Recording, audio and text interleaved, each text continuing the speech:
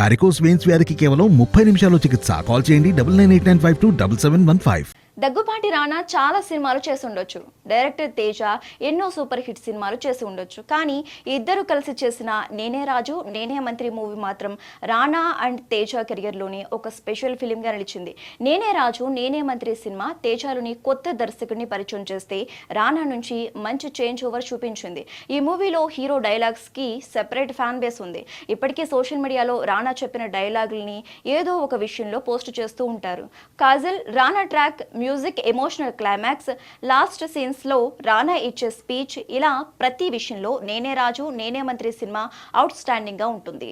జోగేంద్ర పాత్రలో రానా చేసిన performance career best అనే చెప్పాలి. ఇలా నేనే రాజు నేనే మంత్రి సినిమాతో ది బెస్ట్ మూవీని ఇచ్చిన హీరో డైరెక్టర్ కలిసి ఇంకో ప్రాజెక్ట్ చేయడానికి రెడీ అయ్యారు. అయితే రాజు మంత్రి కాకుండా ఈసారి రానాని రాక్షసుడిగా చూపించే ప్రయత్నం చేస్తున్నాడు తేజ.